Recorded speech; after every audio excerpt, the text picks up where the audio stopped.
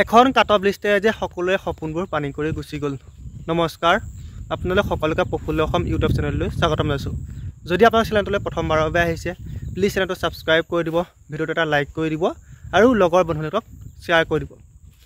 এতিয়া আপোনালোকৰ অসম আৰক্ষী যিটো ফিজিকেল কাট অফৰ বাবে অপেক্ষা কৰি আছিল, আপোনালোকৰ সেই অপেক্ষাৰ অন্ত পৰিছে। আপোনালোকৰ বহুত ভাল খবৰ, কিন্তু আপোনালোকৰ বাবে এটা বহুত বেয়া খবৰ, কিয়নো আপোনালোকৰ হয়তো সকলোৱে গম পাইছে অসম আৰক্ষীৰ যিটো ফিজিকেল কাট অফ আপোনালোকৰ নভবা নিশ্চিন্তা এটা কাট অফ গুচি গৈছে। আপোনালোকৰ বহুত বেছি হাই কাট অফ গৈছে। আপোনালোকৰ 34, 33 কাট অফটো ইমান সৰু কাট অফ নহয়। আপোনালোকৰ তামোলপুৰ ডিষ্ট্ৰিক্টৰ গৈছে 34 কাট অফ জেনেৰেলৰ মেল কেণ্ডিডেটৰ। তাৰপিছত আপোনালোকৰ মাজুলী ডিষ্ট্ৰিক্টৰ মেল কেণ্ডিডেটৰ জেনেৰেলৰ কাট অফ গৈছে 33.76। ইমান কম কাট অফ নহয়, এটা নভবা নিশ্চিন্তা কাট অফ গুচি গৈছে। বহুত বেয়া লাগিছে।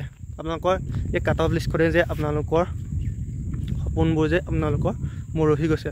আপোনালোকৰ বহুতৰে এটা সপোন আছিল আপোনালোকৰ অসম আৰক্ষীত আপোনালোকৰ সোমোৱাৰ, কিন্তু সেই সপোনটো যে আজি মৰহি গ'ল। আপোনালোকৰ সপোনটো কলিতে মৰহি গ'ল।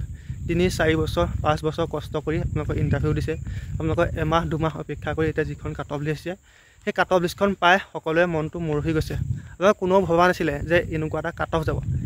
তাতকৈও এবাৰ এটা অতি গুৰুত্বপূৰ্ণ বিষয় সেইটো হৈছে যে আপোনালোকৰ জেনেৰেল, OBC, SC, SC প্ৰায় সমান ডিষ্ট্ৰিক্টতে সমান। আপোনালোকৰ পইণ্টত খেলি মেলি হৈছে।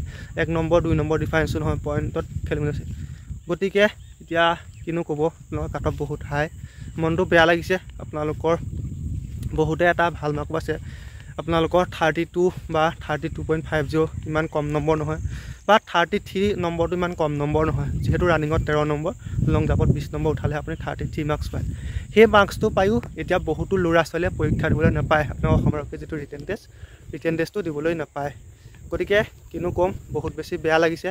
যিসকলে আপোনালোকৰ ইমান এটা কাট অফটো আপোনালোকৰ ৰিটেন টেষ্ট দিবলৈ নাম আহিছে, আপোনালোক বহুত লাকি হয়। আপোনালোকে বহুত কষ্ট কৰিছে, তাৰ ফল পাইছে। আপোনালোকৰ ভালদৰে ৰিটেন টেষ্ট দিয়ক। এতিয়াও আপোনাৰ এগেইনষ্টত 4জন কেণ্ডিডেট আছে। গতিকে সেই 4জনক হৰুৱাই আপুনি এটা চাকৰি ল'ব লাগিব। ৰিটেন টেষ্টতো এনেকৈ কম্পিটিশ্যন হ'ব। গতিকে এইকেইদিন ভালদৰে পঢ়া শুনা কৰক।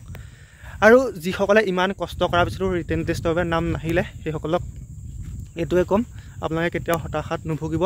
আকৌ কষ্ট কৰক। আপোনালোকে দেখিছে কাট অফ মাৰ্ক কিমান হাই গৈছে। তাৰপিছত আপোনালোকৰ এইবাৰ যিটো আপোনালোকৰ ADRE 3rd গ্ৰেড 4th গ্ৰেডো সেই একেটাই হ'ল। কাট অফ বহুত বেছি নভবা নিচিন্তা এটা কাট অফ গুচি গৈছে। কি কৰিব, আজিকালি উপায় নাইকিয়া হৈছে। আজিকালি এনেকুৱাই হৈছে, কাৰণ আপোনালোকৰ নিবনুৱা সংখ্যাটো বাঢ়ি গৈছে। আপোনালোকৰ সকলোৱে এটা চাকৰিৰ বাবে আপোনালোকৰ নিজক পূৰা সাজু কৰি আছে। সেইবাবে ইমান বেছি চিন্তা নকৰিব, আকৌ আহিব। তাৰ বাবে নিজকে ভালদৰে সাজু কৰক। এতিয়া নতুনকৈ যিসকলে দিব সেইসকলে এইটোৱে ক'ব বিচাৰিছোঁ, অসম আৰক্ষী যিটো আপোনালোকে কাট অফ লিষ্ট সেইটো দেখিলেই, ADRE যিটো ৰিজাল্ট সেইটোও দেখিছে। গতিকে সেইটো চাই নিজক ভালদৰে সাজু কৰক। আজি সময়ত এটা চাকৰি লোৱাটো ইমান সহজ হৈ পৰা নাই। আপোনালোকৰ কাট অফটো বহুত বেছি হাই গৈছে। আপোনালোকে হয়তো 2022 চনত যেতিয়া আপোনালোকৰ অসম আৰক্ষীৰ চাকৰি হৈছিল, তেতিয়া আপোনালোকৰ হায়েষ্ট কাট অফ যায় 31, 32 নাযায়, এতিয়া 34 কাট অফ। 2 মাৰ্কছ, ক'বলৈ 2 মাৰ্কছ, কিন্তু অসম আৰক্ষীৰ ফিজিকেলত 2 মাৰ্কছ যোৱাটো বহুত টান। গতিকে দুখ নকৰিব, একো নাই, জীৱনত হৈ যায়। গতিকে আপোনালোকে জীৱনত যিবোৰ আহিব সেইবোৰৰ বাবে নিজক ভালদৰে সাজু কৰক। ইমান দুখ নকৰিব, কি ক'ব, উপায় নাই। আপোনালোকে কষ্ট কৰিছিলে, কিন্তু সেই কষ্টটো অলপমান কমি গ'ল। ধন্যবাদ।